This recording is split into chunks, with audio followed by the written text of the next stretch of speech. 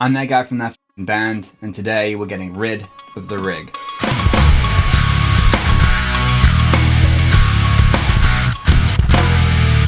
Hi guys, it's Max, and today we're going to be tearing our rig down. I'll explain why in a little while, but first let's see what we're dealing with here. So my amp for a little while has been this Mark I orange Rockerverb 100. I got this in trade with my friend in exchange for a 50s Road 1 Telecaster. I think I got the better end of that deal. He thinks he got the better end of that deal. Really, those are the best kind of deals. Orange amps have long been a staple of heavy metal sound, and this one is no exception. It's only got 2 channels and comparatively little control on the front panel, but you can run the gamut pretty much from cleans all the way through to high gain saturation. The power section is 4 EL34 power tubes, so this is kind of the other British heavy metal sound, the first one of course being Marshall. Now there's a lot of downsides to this, like with any big high-powered amp head, and most of them have to do with practicality. The first thing here is that it's heavy. You've got this big, thick, deep, chunky marine ply box. And then you have this folded steel chassis with a couple of transformers mounted in here that make the whole thing seriously heavy. Now it's fine if you've got this amp permanently installed in your rehearsal space or your studio, that's cool, but the minute you start dragging it around, down the street, up and down stairs, in and out of cars and vans, if you're not in good shape, you're probably going to hurt yourself. The other thing, and you may know this about orange amplifiers, especially the older ones, is that it's a very dark sounding amplifier. What does that mean? It means it's very thick and solid and present in the bass end and the low mid-range, but you really wouldn't describe it as sparkling or airy. Marshalls, for example, have this characteristic bark in the high mid-range to give them their aggressive tone. The aggression in this amp comes mainly from the size of the sound. For that reason, they're very popular with like stoner and doom bands who have this low-slung, down-tuned kind of drony tone. But if you play modern metal or anything that requires a more kind of full-range sound, you're pretty much going to want an EQ on the outboard, either in the front or in the effects loop. There's a couple of other things with the Mark I that they fixed in later iterations, like for some reason the cable to the reverb tank runs right next to the power transformer, which means that if you turn the reverb up you get some hum. The other thing is that the reverb switch is on a separate foot switch to the channel switch, which means that you have to run 2 1/4-inch jacks to the amplifier if you want to switch both of those. Now, most amp manufacturers have been using TRS jacks since at least the early 90s, so I don't really understand why that's still the case here. I'm not even sure if it's any cheaper to wire them that way, so who knows. Anyway, all this being said, it's a monster amp and it sounds amazing if you use it right. If my setup was simpler and more traditional, I'd be keeping it. 10 years ago, I was more of a single channel guy and I ran maybe 2 or 3 pedals into the front end of the amplifier. This would have been perfect for that. I'd have just run it on channel 2 all the time. It would have been fine. But that's not what I'm doing right now, so this is going on the chopping block. And along with it, this thing, which is bigger than some of my guitar cases and is, I think, the largest pedal board that Pedaltrain make. I've been through a number of iterations to get to this size of pedal board. I realized with my last pedal board, which was I think the Pedaltrain Pro 2, that I was just going to keep bumping up against the upper limit of pedals I could fit on any board. So it made sense to go for the largest one. I was also going to be limited by the amount of pedals I could route through a switcher, but we'll get into that in a little bit. Anyway, this is the Pedaltrain Terra 42 and it is absolutely gigantic. It does not fit in the trunk of my car without putting the seats down. So what's inside it?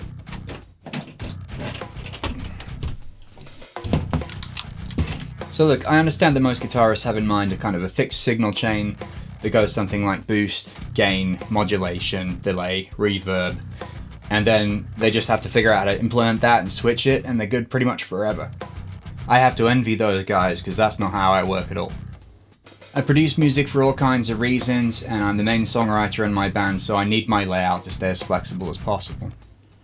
I'm also the lead singer in my band, so I need my effects switching to remain as simple and accessible as possible, while also giving me as many options as possible. Does this do that? In a word, no. So the biggest problem when you build your sound out of stomp boxes is you have to figure out how each pedal patches into the signal chain, and then you also have to get clean power to them. I work with plumbers in my day job, and they always say that you have to minimize the amount of connections you have in your water system, because every joint is a potential leak. It's the same deal here. For every pedal, you have at least 2 audio connections and 1 power connection. And every single one of those connections can do one of 3 things. It can work fine, it can work noisily, or it can completely fail. This is why generally when people get their signal chain dialed in properly, they fix everything down semi-permanently. It reduces the risk of something getting knocked out of place or going wrong. But the simple fact of the matter is that even when you've nailed it, with this amount of connections, you're never that far away from a problem. The truth is, though, that I've never really finalized this. One of the difficulties with this kind of switcher is making the front end signal work with the effects loop signal. You kind of have to split it in half, route the front end through half of it, and the effects loop through the back half of it. That means you have to devote one of the loops here to the effects loop send and return. This causes a problem with the noise gate if you install it with the 4-cable method. Because you're basically running one loop into the front end and the other loop into the effects loop, what that means is if you switch it in and out using the switcher, it completely kills the signal in the effects loop. This basically means you have to run it out of the switcher and switch it manually, which kind of defeats the purpose of the switcher. Also, this switcher doesn't do MIDI, which means that I have to switch between these 4 presets on the reverb pedal manually. Also, there's a tap tempo here on the DOD Rubberneck, which is way back there, so it's actually quite difficult to access. And speaking of positioning, I mean, just look at all of this. It's big, it's messy, it's really heavy, it's just not ideal for me at all. Okay, so I know I shouldn't complain. These are all really great pedals, and I know I'm fortunate to be in a position to own these things that my younger, poorer self would have probably killed for. But the reality is that I have to live with all this stuff and use it every day.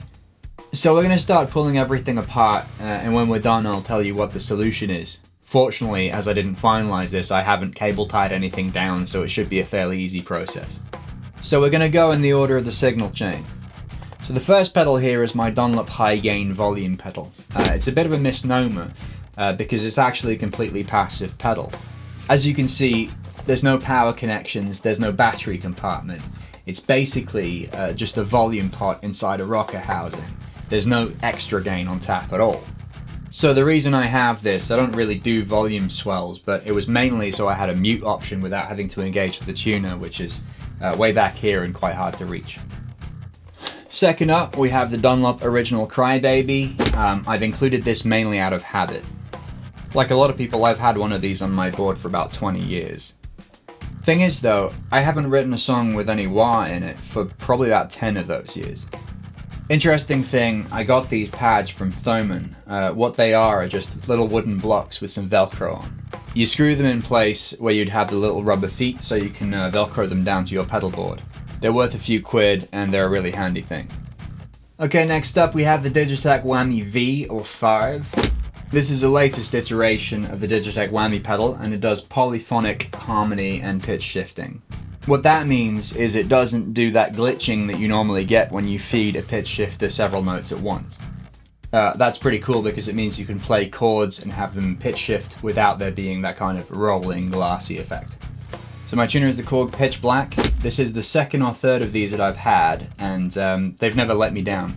They don't seem to work any worse than the Bosch TU2 for example, and they tend to be a little bit cheaper used. Next up we have the TC Sentry noise gate. This seems to work pretty good right out of the box, but it also has one of those tone print functions where you can USB cable it to your computer. If I'm honest, that seems a little bit gimmicky in this case because the modifications I tried with the software don't seem to really make that much of a difference. This being said, it seems to be a very effective noise gate and it is extremely affordable. This is one of my favorite pedals and there's every chance I'll hold on to this one. It's a Keeley Compressor Plus. It works as you'd expect a guitar compressor pedal to work, and it has a nifty extra switch here so you can choose between single coil and humbucker sounds. It really does that chewy, clean country arpeggio sound really nicely, although it can get very noisy if you're not careful. This bad boy is my first and only excursion into boutique drive pedals.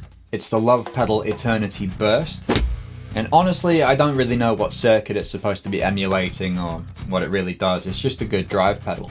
It has tone, gain and volume functions and just your standard foot switch. So it's boutique, it's hand signed and dated, it's hand wired in the States. But honestly, for the money these go for, there are gain pedals that are just as decent that are about half the cost. If you absolutely must have this tone, then go for it I guess, but that kind of cork sniffing really doesn't do it for me. This is the MXR Octavio Fuzz pedal. The reason I bought it, which is the reason a lot of pedals get bought, is because I like the sound of other people playing it on YouTube. The thing about fuzz pedals generally, and this pedal especially, is that if you want to run it correctly and get that kind of octave fuzz sound, you have to wind your volume back on the guitar, and you actually have to run it right at the front of your signal chain, or it doesn't work properly.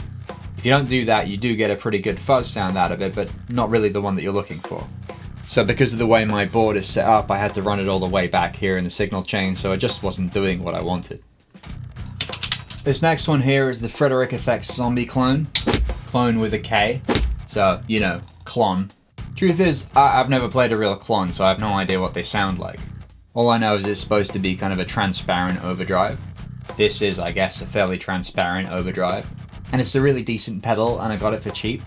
So I guess I might hold on to it because it's got a little zombie minotaur here, which is kind of fun. Again, I'm not really a believer of the Klone hype, as in I've heard records where I know a Klone's been used, and to me the drive sound doesn't sound any more special than any other drive sound. So I guess it's maybe all in the player's experience, but because I'll never have that experience, it's just not that important to me. Unless Klone pedal prices drop back down to under £100. Yeah.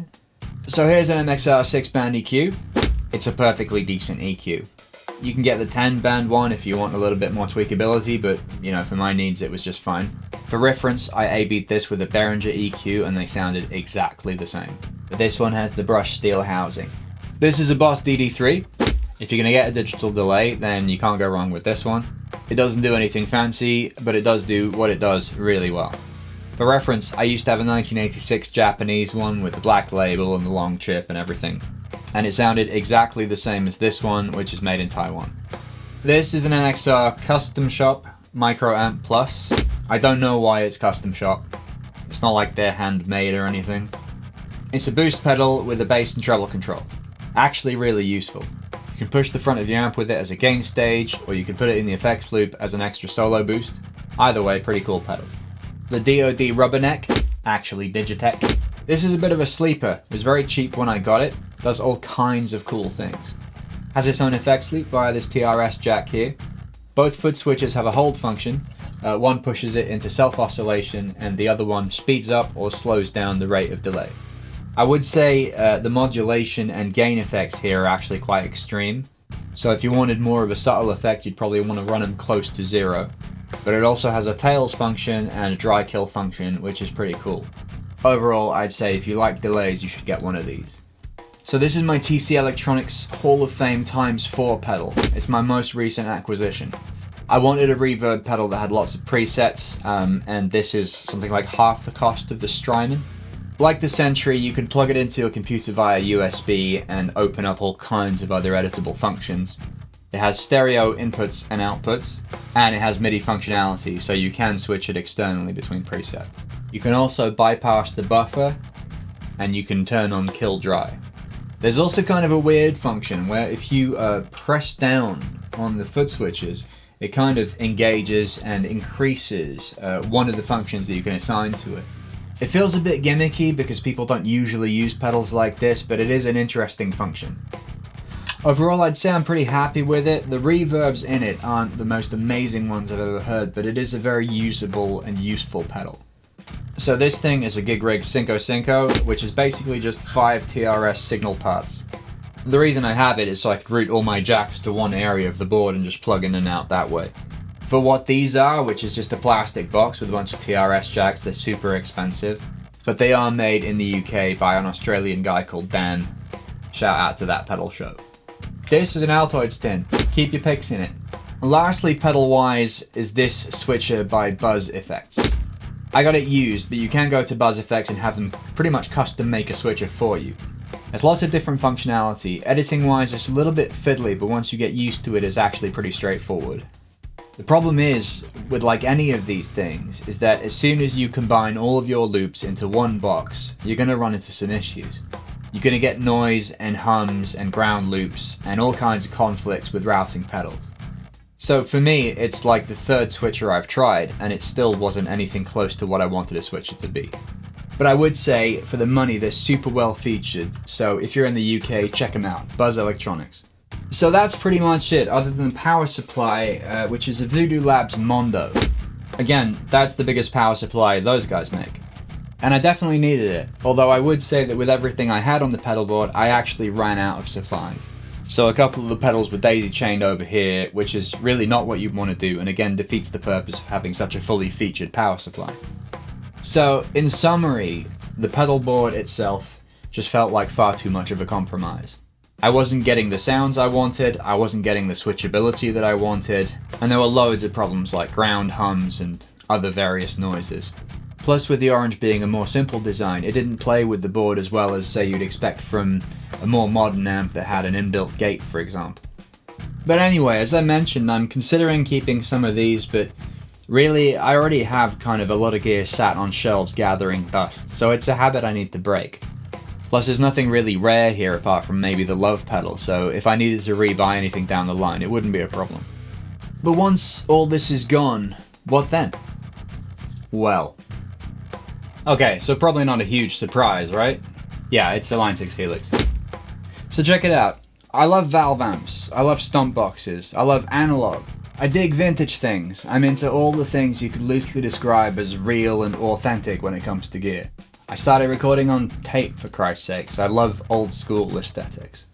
At the same time, I use computers every day. For a time, I worked as an IT technician. The first guitar effect I ever bought was, in fact, a Digitech RP2000, which is one of the first pieces of guitar modeling gear ever released.